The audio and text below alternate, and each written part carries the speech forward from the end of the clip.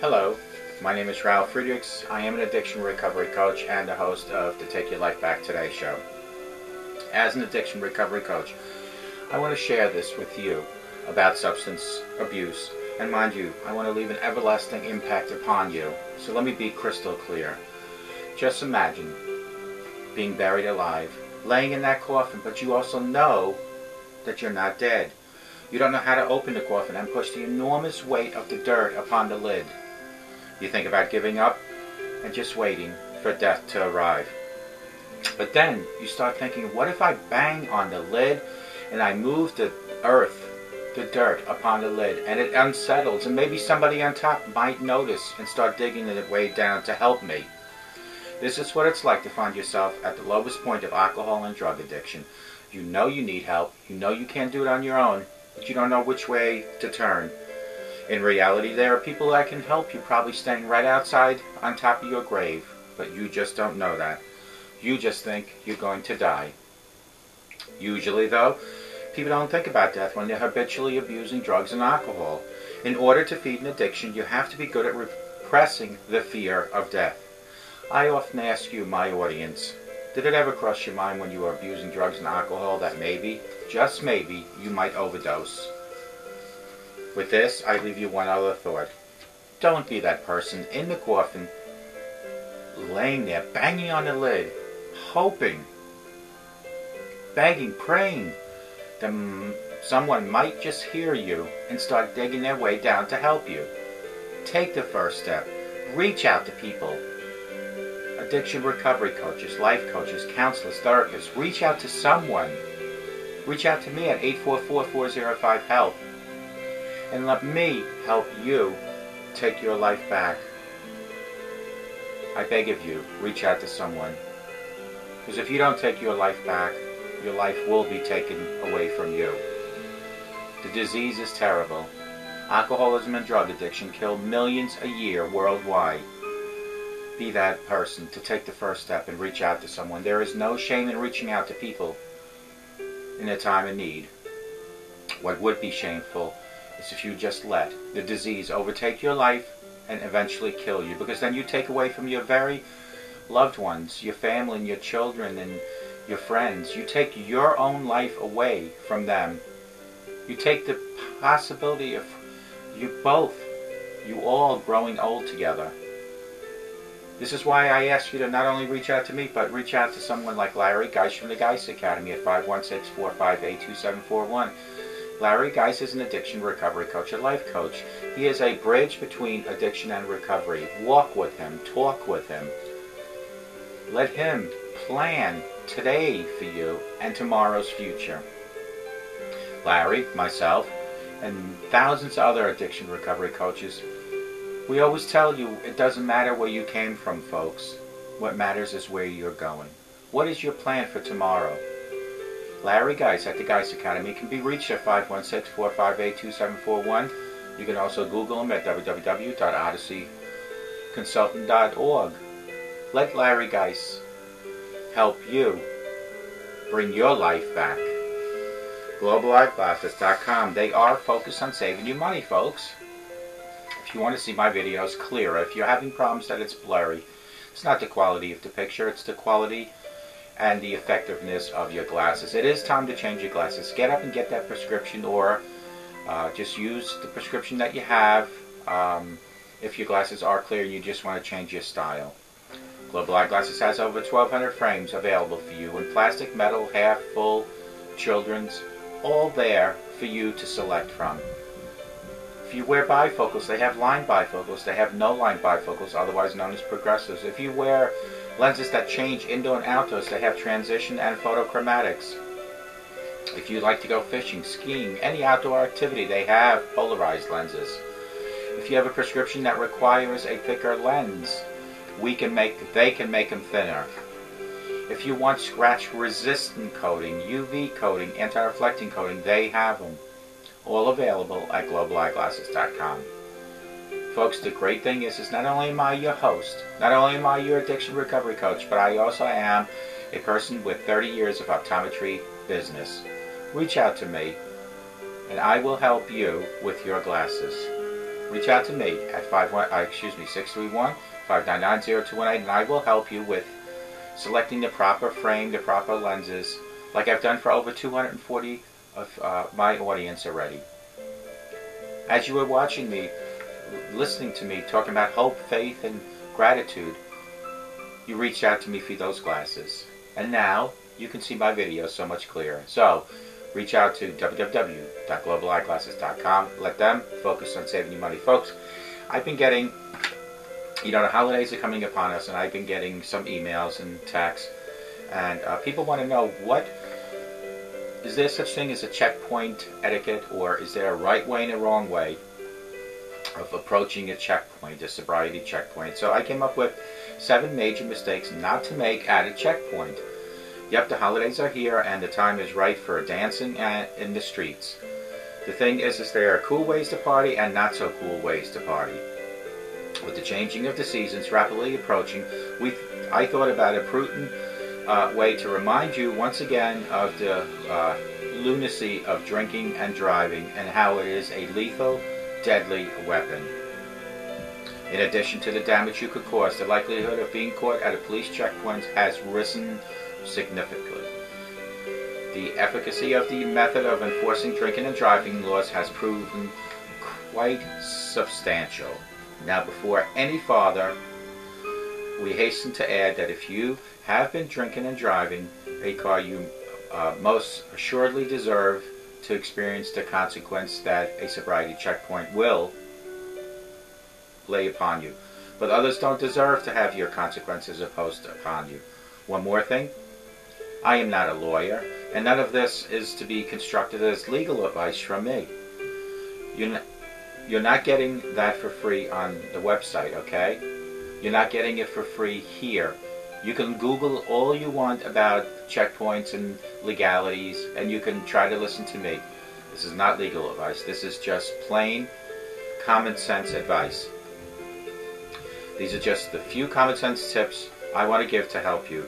The first tip is don't make fun of the officers and the situation. Let's say you're a police officer and you're looking for people who may be drinking and driving or intoxicated. Along comes a guy who thinks he's a comedian suddenly. You're going to take a closer look at him, right? Telling stupid jokes or giving the officers any reason to look for you more than once is handing them an open invitation to ask you to get out of the car and perform simple tests to see if you're indeed sober. Heaven forbid your balance is off for whatever reason and you're inadvertently failed this field sobriety test, or just ingested anything that might have caused you to blow, quite literally, the breathalyzer test. And it could be as simple as maybe some medication. You're going to feel like an idiot on your way to jail, when all you had to do was to shut up and take the situation seriously. Mistake number 1, that was. Here's mistake number 2. Don't be unorganized. Before you roll into the police checkpoint, make sure all your car's essential systems are working. Further, it will likely be nighttime, so make sure your headlights are on, and regardless of the time, make sure you're wearing your seat belt even when you roll up to the police. Do a mental double check to ensure your driver's license is with you and your insurance and registrations are up to date. If you're supposed to be wearing glasses, you'd best make sure that you have them on when you roll up to the police. If you have any illegal items in your possession, make sure 100% sure that they are readily visible to anyone peering in your car from the driver's window. An officer can only cite you based upon what they see out in the open. Unless you give them a compelling reason to believe you should be asked to get out of the car, submit to a more thorough investigation. Let me repeat that. If you have anything that's illegal in town, make sure that they're 100% not readily, I said readily, but not readily visible. Number 3, don't become a street lawyer. You are not a lawyer, and if you are, great. Yes, this is America, and yes, you are endowed by your Creator with certain inalienable rights. Among them, life, liberty, and yada yada yada. However, if you roll into a DWI checkpoint with an attitude and commence to start citing your rights and refusing to cooperate, you are, in all probability, setting yourself up for more thorough examination. The thing you want to do here is to ensure that your interaction with the officer is as brief as possible. Rather than getting all up in arms about your rights are being violated, just chill, work with the officer, and you will probably be sent on your way the same way. If you say more than needs to be said, you're inviting a longer conversation and probably a longer stay with them. And the longer the conversation you have, the more opportunities you give the checkpoint officers to find something to cite you. Number 4. Don't think sobriety is all they're looking for, because it's not. This one kind of dovetails into making sure that you have all your shit together. I should have said all your stuff together, sorry. While sobriety checkpoints are established essentially for making sure motoring public is driving sober, officers at the checkpoint are also looking for other violations and violators.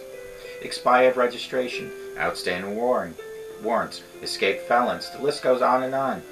Before you roll into a checkpoint, if you have other people in the car with you, check with them to make sure that they all are as clean as possible too.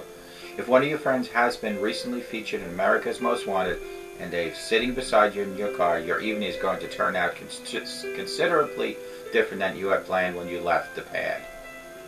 So, my advice to you then is just to cooperate with the officers.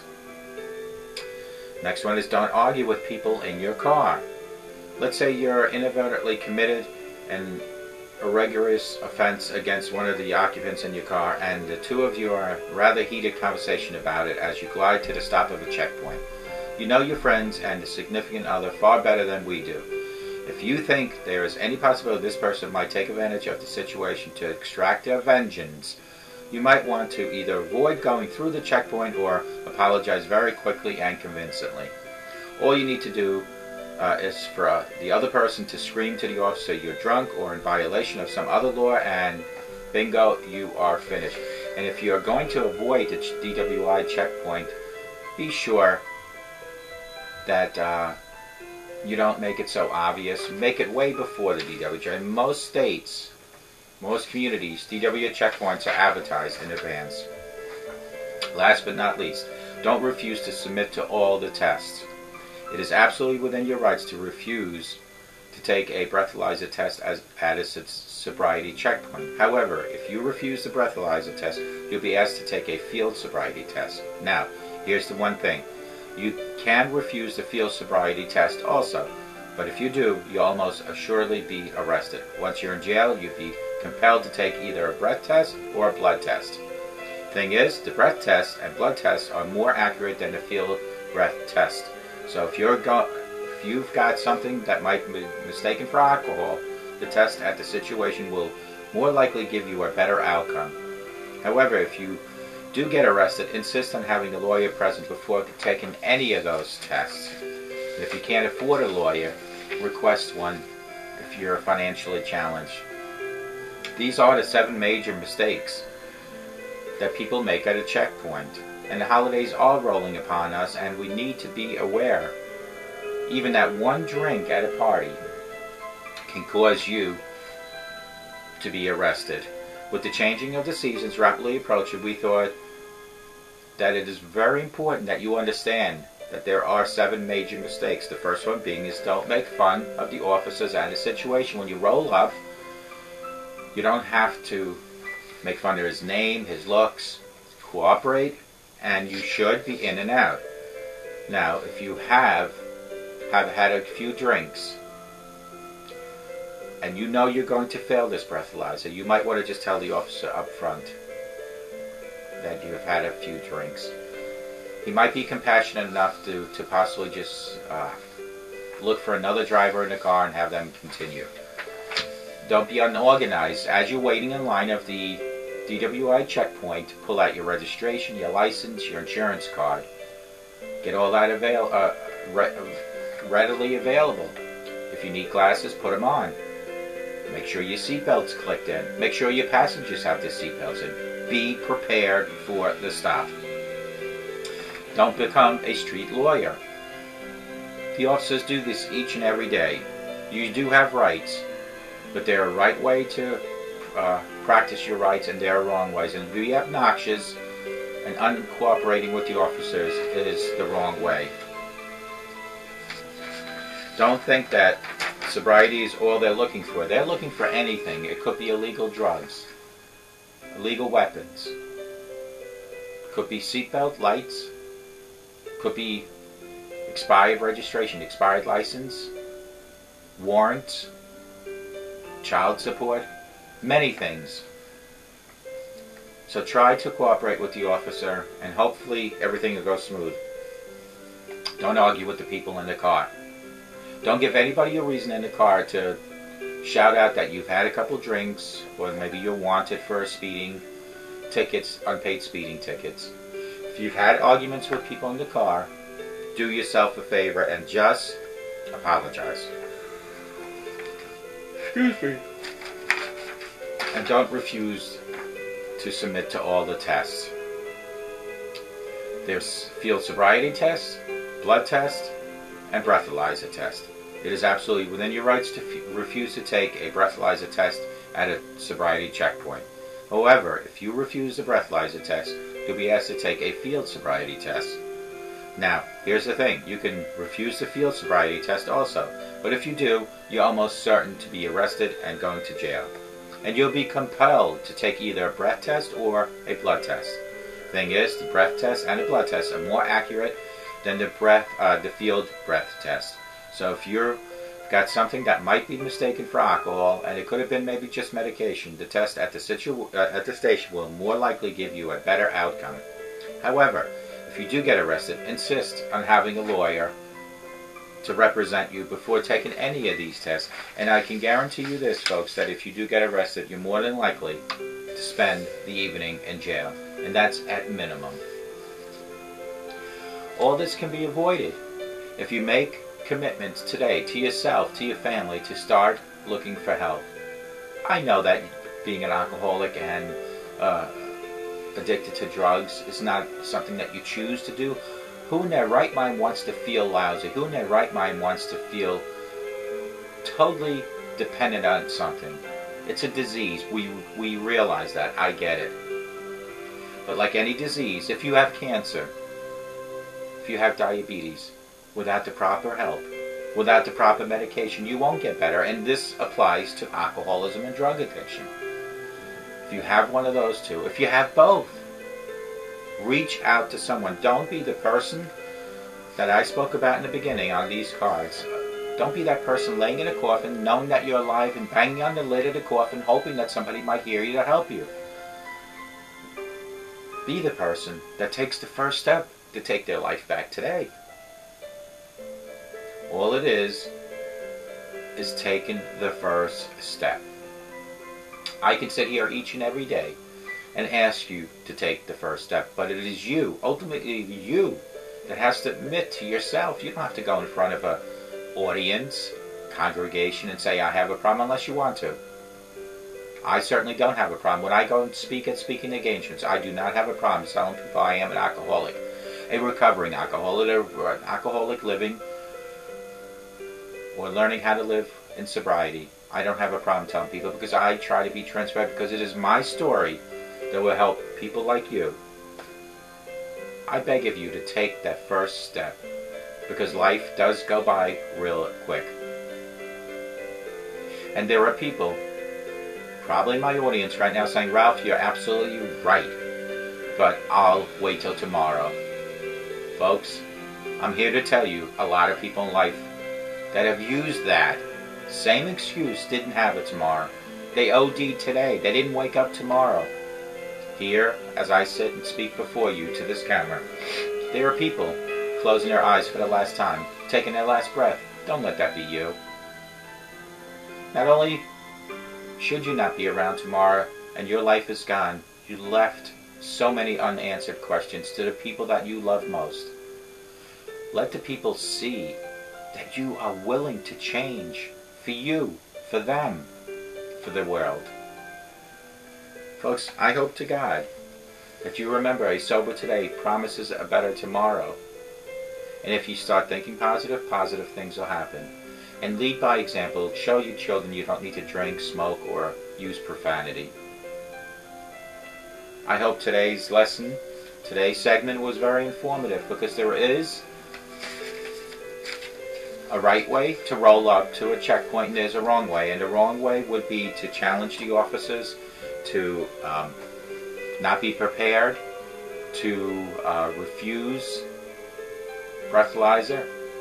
But the biggest mistake any person can do rolling up to a checkpoint is to be intoxicated in the first place. Don't drink and drive. Not only do you take that chance of killing yourself, but you are taking the chance of killing innocent people. You have a lethal weapon at your disposal when you drink and drive, or you do drugs and drive. I hope to God, no matter where you are watching me, you have the best day of your life. But I hope, and I always pray, that you all have a sober rest of your life. And get a hold of me at 844-405-HELP, and let me help you take your life back. May God